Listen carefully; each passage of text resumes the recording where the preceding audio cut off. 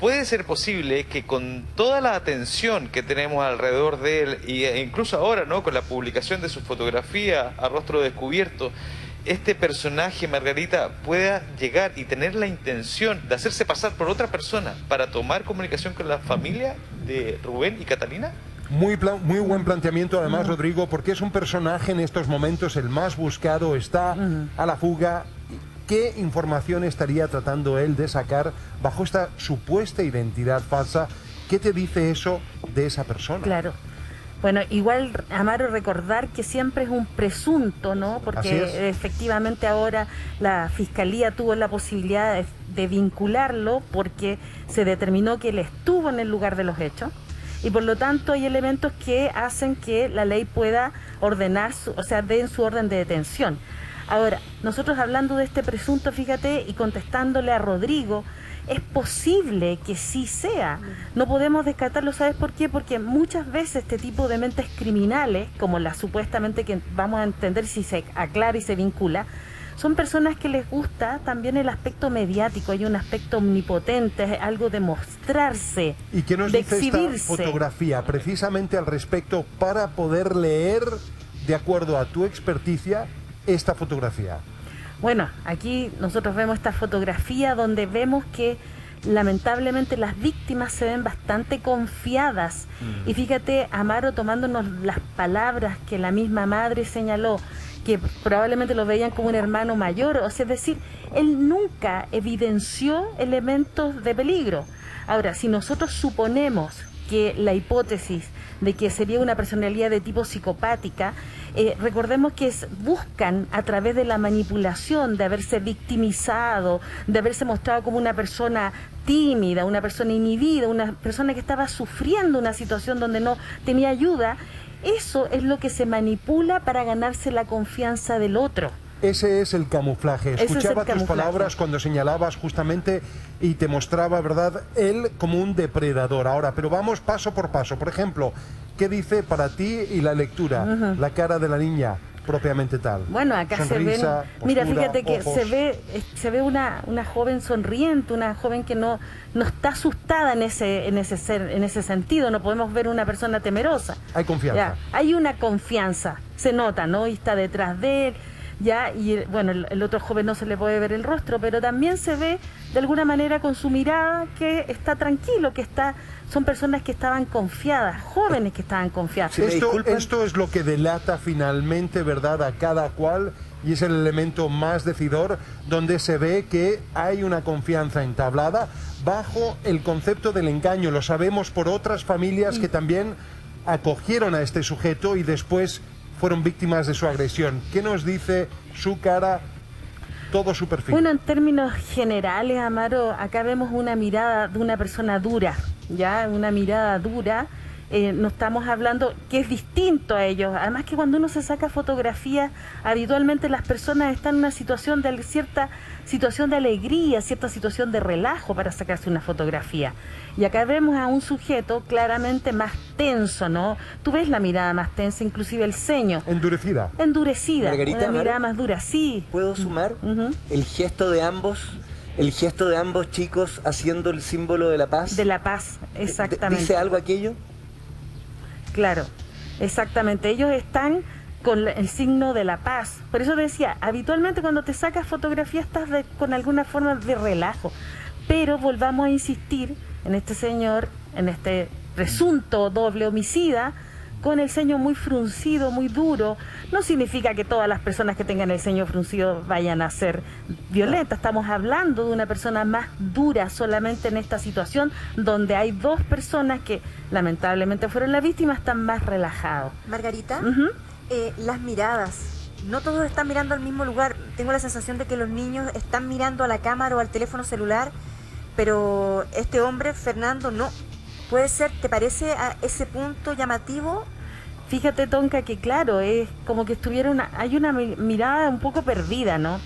Es como, Fíjate que estos elementos son subjetivos y yo tengo que aclararlo, son elementos subjetivos cuando uno analiza las fotografías, pero la fotografía más otros elementos que estamos encontrando, más los testimonios de los testigos de oídas que nos permiten describir cómo era esta persona.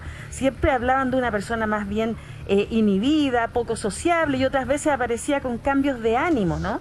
Entonces fíjate que claro, una persona que aparentemente su estado emocional era cambiante, ¿no? Claro, pero igualmente hay que sumar las declaraciones de la familia, de los conocidos y particularmente de la mamá, que tenía plena confianza. O sea, lo que se vivía dentro de esa casa era confianza, era una familia, para ellos era un hermano más. Entonces hay que recordar, por eso lo que estamos viendo a través de esa imagen, esa confianza absoluta y ese relajo de los niños con una persona que estuvo viviendo con ellos casi 12 meses. Sí, Amaro. Hay otras fotografías que me parece que podríamos poner en el wall, justamente también en alerta, porque se está solicitando el apoyo de la comunidad para dar con el paradero de presunción de inocencia, pero es el principal sospechoso. Analicemos justamente, porque esta fotografía, a mi juicio, sí que es decidora. O sea, esta fotografía, Amaro, es absolutamente distinta, ¿no? Acá ya está mostrando ciertos elementos donde hay una mirada mucho más dura, ¿no? Una persona que además está así como confrontando a alguien, no es una fotografía de alguien que está relajado, sino que es una persona. Fíjate que aparece también los elementos que algunos describen, también esta soberbia, este desparpajo que él tiene, ¿no? En contraposición de lo que Tonka situaba. Sí. Justamente a propósito de ese punto, esa personalidad presente en su trabajo, por lo menos los compañeros de trabajo han dicho eso, que era muy rudo a la hora de capturar algún mechero, la forma en que operaba y cómo se jactaba de esa situación, Margarita. Claro, cómo se jactaba de como que él quería parecer también como una persona más violenta, ¿no? Una persona que podía desplegar esa violencia a través de elementos físicos, a través de intimidar al otro, pero esta fotografía también es intimidante, está enviando un mensaje a las personas que lo ven. Las fotografías siempre están enviando un mensaje. Disculpa, ¿se la podría haber sacado en el trabajo?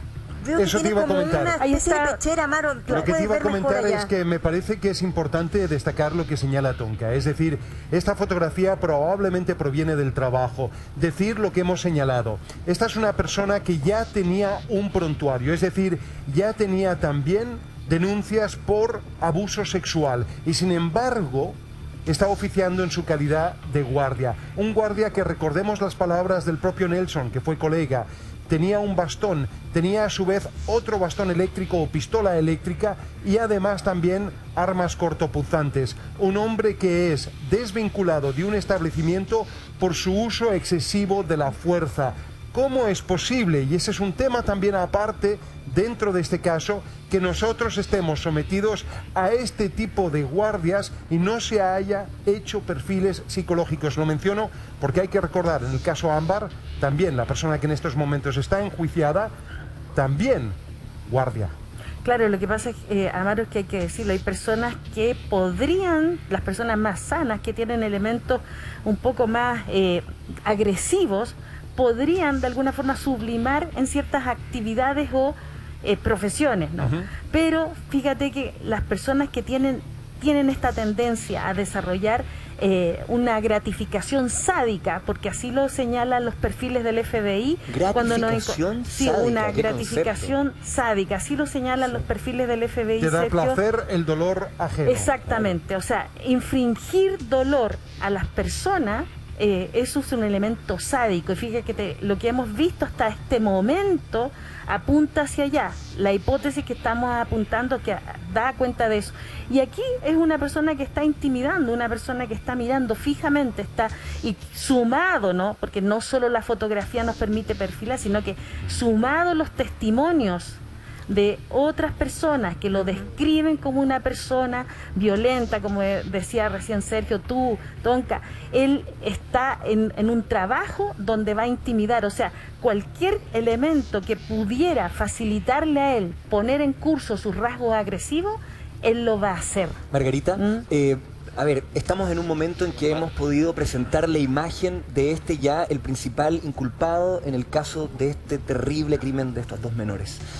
Alex, el tío, nos comenta que han recibido mensajes en los cuales supuestamente este personaje, que tiene nombre y apellido, Fernando Ben del Campo, se estaría haciendo pasar por una mujer, conectándose con la familia. ¿Qué tipo de argucias ocupan estos tipos de personas cuando deciden cambiar su identidad, ocultarse, transformarse? Porque lo más probable es que ahora no lo veamos con el pelo largo, lo más probable es que no nos encontremos con él. ¿Cómo opera una mente que quiere esconderse en este tipo de circunstancias? Perdón, ¿te puedo sumar? Que busca de alguna manera, si es que fuera así, contactarse con la familia a la que le hizo tanto daño, o le habría hecho tanto daño, mejor. Claro, que le habría, Tonka, es Sí. súper importante Sí. señalarlo porque todavía estamos en términos, Claro no que se ha sí. probado, solamente hay una Por supuesto. sospecha, es importante decirlo porque es un elemento esencial en cuanto a la integridad de cualquier persona, porque además también recordemos, Tonka, que a veces hay otras personas también que desatan elementos propios violentos y podrían tomar justicia por sus propias manos, y entendemos que no, que acá tiene que ser la justicia y la PDI lo que la va persiguiendo. Entonces nosotros vemos aquí una persona que, como tú dices, fíjate que me estaba acordando Sacarach, un lamentablemente pedófilo. criminal, un pedófilo, que ese pedófilo, bueno, tenía características psicopáticas. Él se le señalaba que era el 1000 caras. ¿Por qué? Porque él, 1000 caras le habían puesto en la policía, porque también él, mira, se teñía el pelo, inclusive adelgazaba, engordaba, se ponía algunos otros elementos. Pero además sabemos que hay otro tipo de personalidades que se contactan con la familia cercana o con el círculo cercano para obtener información de lo que están haciendo. Por eso que es importante que en este momento esté hermética la policía para lograr seguir la pista. Lo que pasa que creo que es muy importante recalcar también el ¿Margarita? aspecto que tú mencionabas. Estamos hablando de una persona que es esencialmente depredadora o cazadora. ¿A qué nos referimos o a qué se refiere uno cuando efectivamente calza ese perfil? Una experiencia personal que te puedo relatar, Margarita, es la que yo tuve con un pedófilo y en una entrevista en Inglaterra. Un hombre con un muy nutrido prontuario y que se jactaba justamente de ese camuflaje. ¿A qué me refiero? A que él cogía el periódico, tomaba nota, madre soltera, tomaba nota del vecindario para saber qué tipo de vulnerabilidad podría haber.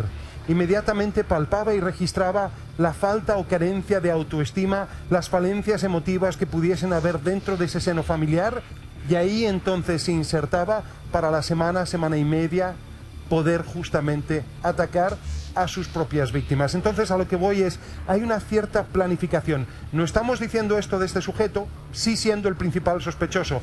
¿Qué te dice esta fotografía también?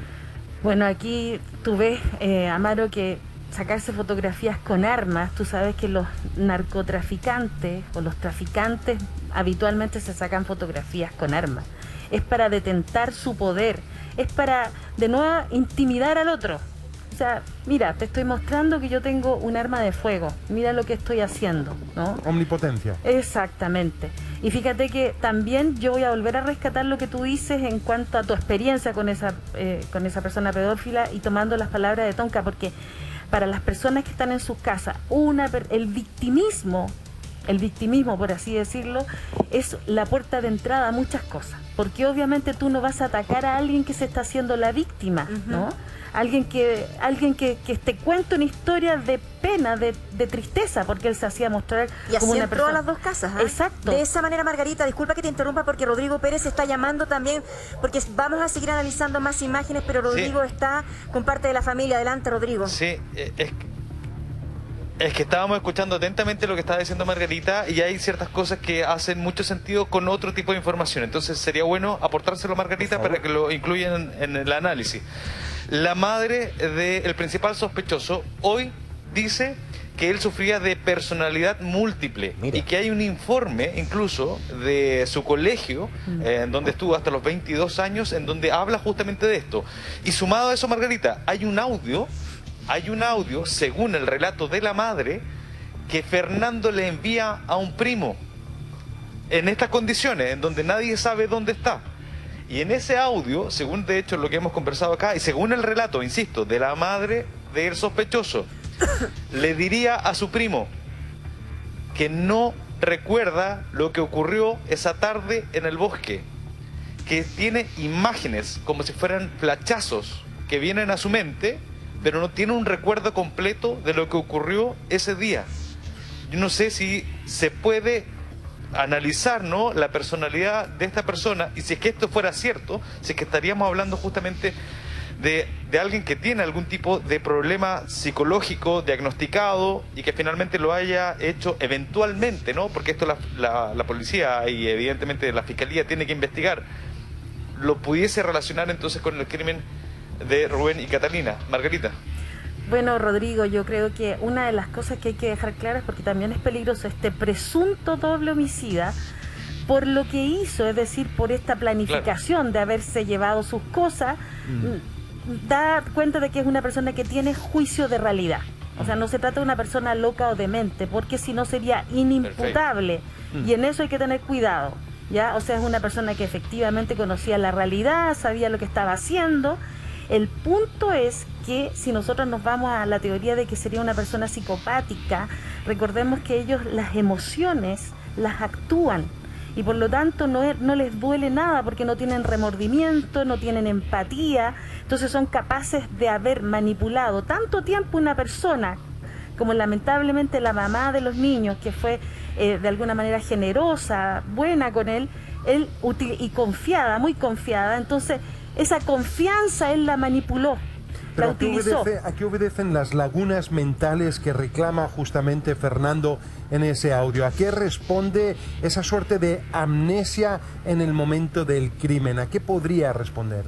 ¿Amnesia en qué sentido dices tú? De que ahí no tiene, está tratando de armar el rompecabezas, no tiene configurado perfectamente, según señalaría en este audio, lo que fue esa tarde y lo que ocurrió allí.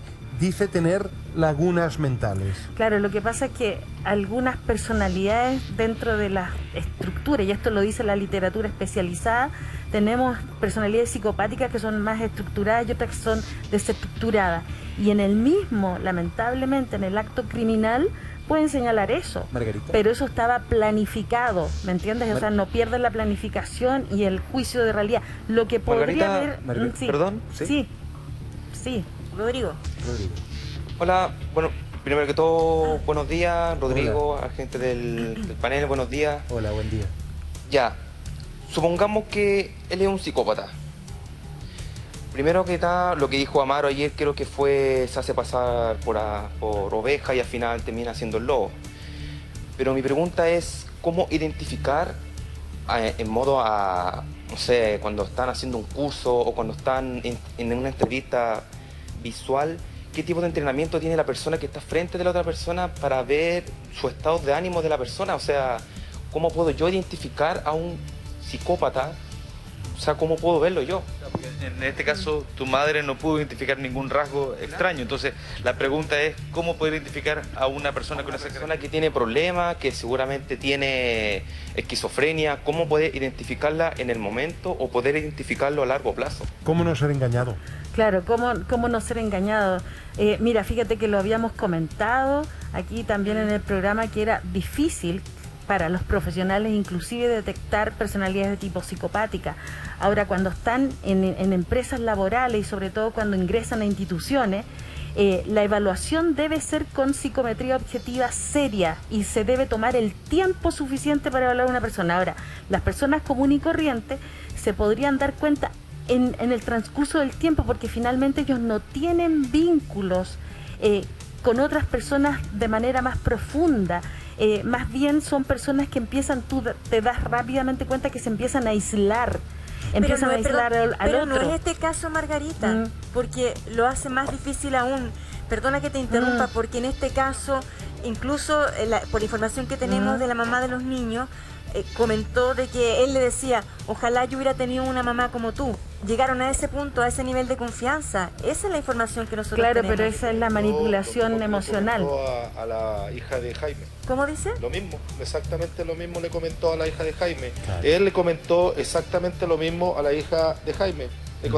Lo mismo, que se sentía orgulloso, que la torta, que la comida, que la mamá, que el papá, que la abuelita, que el cenama. Claro. Lo mismo, exactamente lo mismo. ¿Tienen ustedes temor? Justamente Margarita lo estaba respondiendo, ¿no? Respecto de este juicio de realidad. Pero ¿tienen ustedes temor que de ser encontrado y de ser investigado, él en algún momento pueda argumentar el no estar con sus capacidades mentales al 100%?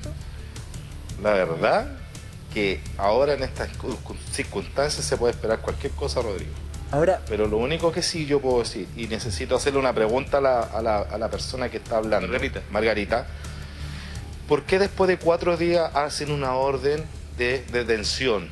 Si es el principal sospechoso, si se le está indicando a la PDI que no se llevó sus cosas, que cortó la luz en el interior del domicilio, que no hay ningún robo, que aún a la instancia en el día de hoy no son periciados los teléfonos que están en el poder de nuestra familia. Todavía Se no. le informa a la PDI de los hechos que están ocurriendo y no han acudido. Entonces, ¿por qué tanta demora en hacer estos efectos?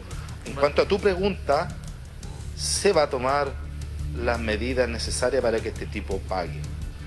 Escuchemos la respuesta de Margarita, se nos puede ayudar con eso. Claro, la verdad es que, bueno, yo entiendo, ¿no? Ahí, por lo tanto, que la PDI debe haber, primero, tiene que haber un fiscal, me imagino yo, que se debe haber hecho presente en el sitio del suceso, y el fiscal, en relación al trabajo que levante la PDI, en este caso la Brigada de Homicidio, debe determinar para pedirle al juez una orden, ¿no es cierto?, de detención, porque ya le formó convicción de que esa persona estuvo vinculada al doble homicidio.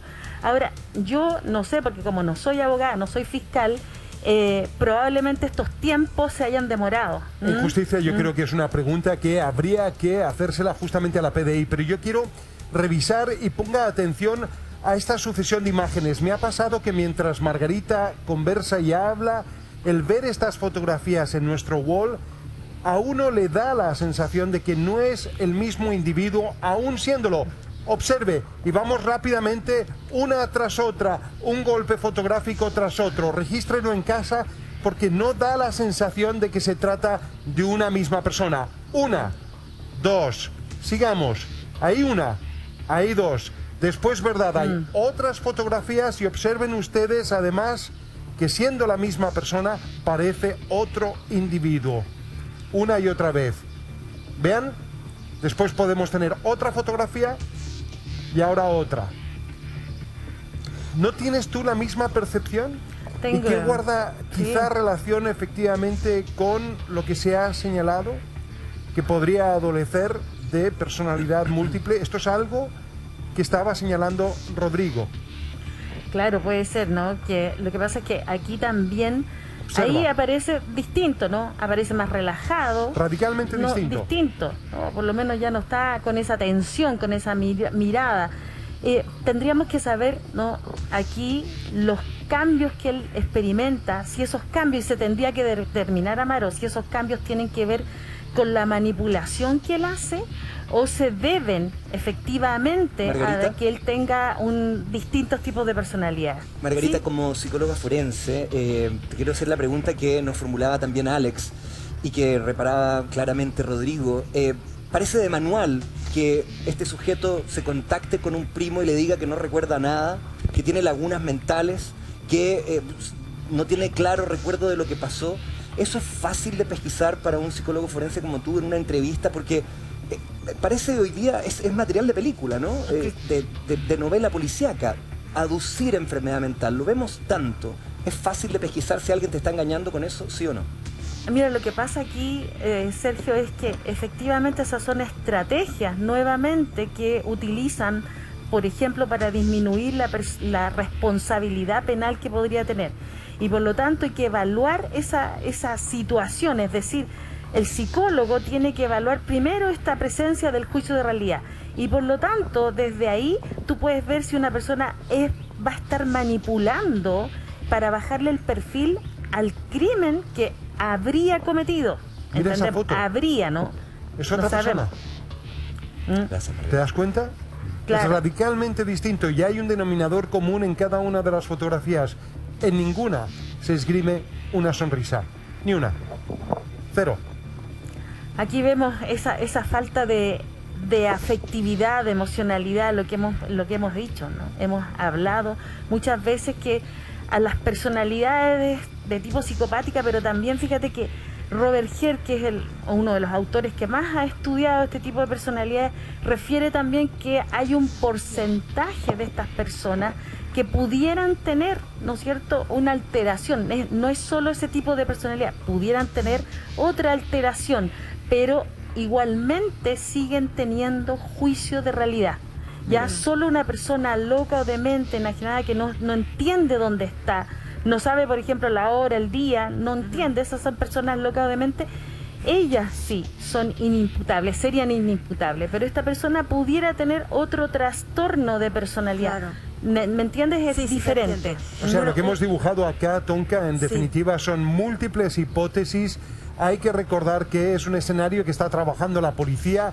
Lo relevante dentro de la conversación es que ojalá nuestra comunidad retenga en estos momentos estas fotografías, la visualidad. ¿Por qué? Porque se pide el apoyo justamente frente a la persona más buscada en estos momentos en Chile, como sospechoso de este brutal doble homicidio. Tonka. Sí, hay una orden de detención en su contra, así que es clave la información que está entregando Amaro y esa imagen que estamos también mostrando a través de nuestra pantalla. No solamente el caso de los dos niños del bosque, sino que también en el transcurso de estos días nos enteramos de la historia de don Jaime, que le ocurrió algo parecido, que la señora Claudia le abrió las puertas de su casa a este joven tímido, que no tenía casa, que no tenía hogar. Lo trataron como un hijo, pero al poco tiempo trató de abusar de su hija.